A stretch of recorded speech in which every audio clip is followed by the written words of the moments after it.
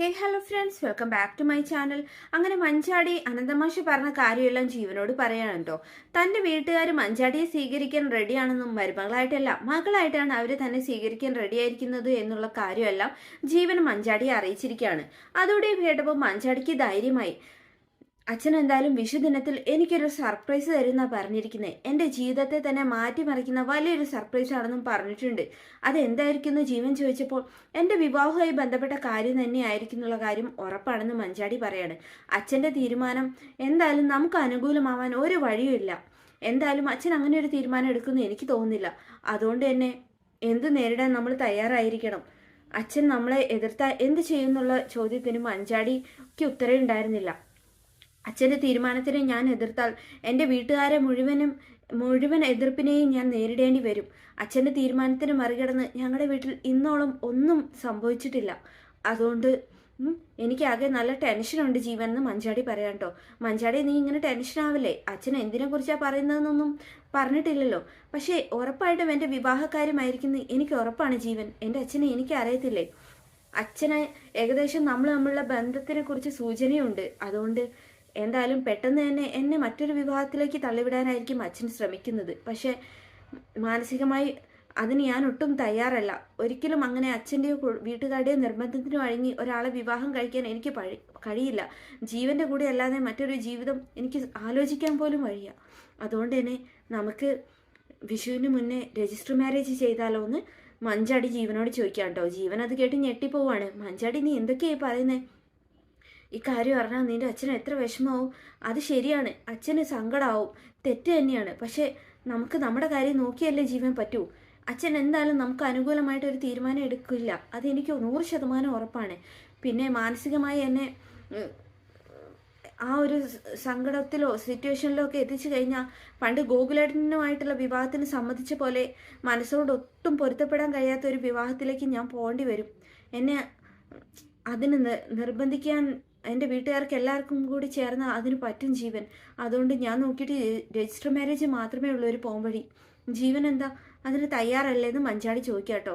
മഞ്ചാടി, നീ പറയുന്ന എന്തിനും ഞാൻ തയ്യാറാണ്. പക്ഷേ ഇതെല്ലാം നിന്റെ വീട്ടുകാരറിഞ്ഞാൽ അവർക്കത് സഹിക്കാൻ കഴിയോ? അനന്തമാഷിനെ നമ്മൾ വേദനിപ്പിക്കുന്നത് ശരിയല്ലെന്നാണ് എൻ്റെ പക്ഷം എന്നൊക്കെ ജീവൻ പറയാം കേട്ടോ. പക്ഷെ മഞ്ചാടി നിർബന്ധത്തിൽ തന്നെയാണ്. അങ്ങനെ എന്തായാലും ദയ പണ്ട് ആ ഒരു വിവാഹത്തിന് രജിസ്റ്റർ മാരേജ് ചെയ്തിരുന്നല്ലോ, അതേ തെറ്റ് തന്നെയാണ് ഇപ്പം മഞ്ചാടി ഇവിടെ ചെയ്യാൻ പോകുന്നത്. സ്നേഹിച്ചു വളർത്തിയ അച്ഛനെയും വീട്ടുകാരെയും ഒക്കെ വെറുപ്പിച്ചുകൊണ്ട് ജീവൻ രാജ്, അതായത് തന്നെ ഒരിക്കൽ പീഡിപ്പിക്കാൻ ശ്രമിച്ച അതേ ജീവൻ രാജിനെ തന്നെ രജിസ്റ്റർ മാരേജ് ചെയ്യാൻ പോവാണ് വീട്ടുകാരെ അറിയാതെ. ഇത് പുറലോകവും എല്ലാവരും അറിഞ്ഞു കഴിയുമ്പോൾ ആനന്ദമാഷിനും കുടുംബത്തിനും ഉണ്ടാകുന്ന മാനക്കേടിനെ കുറിച്ചൊന്നും മഞ്ചാടി ചിന്തിക്കുന്നില്ല. സ്വന്തം കാര്യം മാത്രം നോക്കുന്ന വളരെ സെൽഫിഷ് ആയിട്ടുള്ള ഒരാളായി മഞ്ചാടി മാറിയിരിക്കുകയാണ്. എന്തായാലും ജീവൻ രാജ് മഞ്ചാടിയെ കൈവിടുമോ അതോ കൈപിടിച്ച് കയറ്റുമോ എന്നുള്ള കാര്യം ഇനിയും കണ്ടറിയേണ്ടിയിരിക്കുന്നു. കാരണം ജീവന്റെ കഴിഞ്ഞ കാലം എല്ലാം അത്രയ്ക്ക് മോശമാണ്. വീണ്ടും ഒരു നിമിഷത്തിൽ അവൻ ആ പഴയ കൂട്ടുകെട്ടത്തിലേക്ക് പോയി കഴിഞ്ഞാൽ മഞ്ചാടി അവൻ നിഷ്കരണം തൻ്റെ ആവശ്യം കഴിഞ്ഞ് വലിച്ചെറിയും. അന്നും അവൻ അത് തന്നെയാണ് ശ്രമിച്ചത്. പാവം ഗോകുൽ വന്നതുകൊണ്ട് മാത്രമാണ് മഞ്ചാടി ഇപ്പം ഞെളിഞ്ഞിരുന്ന് ഇവിടുന്ന് സംസാരിക്കുന്നത് പോലും. എന്നിട്ട് ഇപ്പം അവൾക്ക് ജീവൻ രാജിനെ അല്ലാതെ മറ്റൊരാളെ തൻ്റെ ഭർത്താവായിട്ട് കാണാൻ പോലും പറ്റില്ലെന്ന്. എന്തായാലും കണ്ടറിയാത്തവൻ കൊണ്ടറിയെന്ന് പറഞ്ഞ പോലെ തന്നെ മഞ്ചാടിക്കുള്ളത് മഞ്ചാടി ആയിരുന്നു അങ്ങ് തന്നെയാണ് തോന്നുന്നത്. പിന്നീട് നമ്മുടെ സുശീലയാണ് കേട്ടോ കാണിക്കുന്നത്. സുശീല എന്തായാലും നമ്മുടെ ഡോക്ടർ രാഹുൽ പറഞ്ഞ കാര്യമെല്ലാം കേട്ട് ആകെ ദേഷ്യത്തിൽ കലിപൂണ്ടാണ് വരുന്നത്. അപ്പോൾ എല്ലാം സുധനും കൂടി അറിഞ്ഞിട്ടായിരുന്നു. എന്നിട്ട് ഒന്നും അറിയാത്ത പോലെ എൻ്റെ മകൻ്റെ കല്യാണം മുടങ്ങിയപ്പോൾ പ്രതിഭയെ പോലെ നല്ലൊരു പെൺകുട്ടിയെ അവന് വിവാഹം കഴിച്ചു കൊടുത്ത് മാതൃകാ പിതാവിനെ പോലെയാണ് ഇപ്പം അവൻ എൻ്റെ മുന്നിൽ നിൽക്കുന്നത്. എല്ലാം അവനും ആ രവിയും കൂടി ചേർന്ന് എന്നെ നശിപ്പിക്കാൻ വേണ്ടി ഉണ്ടാക്കിയ ഓരോ കളികളായിരുന്നല്ലേ. കാണിച്ചു തരാടാ സുധ. നീയൊക്കെ കൂടി ചേർന്ന് മുടക്കിയില്ലേ സച്ചി സാറിന്റെ മകളുമായിട്ടുള്ള സത്യന്റെ വിവാഹം. ആ വിവാഹം തന്നെ അവളെ തന്നെ ഞാൻ സത്യന്റെ ഭാര്യയാക്കും. സത്യന്റെ ജീവിതത്തിൽ നിന്ന് പ്രതിഭയെ എന്നേക്കുമേ ഞാൻ പുറത്താക്കും. എന്നിട്ട് എല്ലാവരും കൂടി മുടക്കിയ സച്ചി സാറിന്റെ മകളുമായിട്ടുള്ള വിവാഹം തന്നെ സത്യനുമായിട്ട് ഞാൻ നടത്തും. അങ്ങനെ സുധനോടുള്ള പ്രതികാരം അങ്ങനെ ഞാൻ വീട്ടിൽ നിന്നൊക്കെ സുശീല മനസ്സ് വിചാരിക്കുകയാണ് കേട്ടോ. അങ്ങനെ കലി പൂണ്ടാണ് സുശീല വീട്ടിലേക്ക് എത്തിയത്. അപ്പൊ സുശീല ഉമ്മറ തന്നെ ഇരിക്കുകയാണ് കേട്ടോ.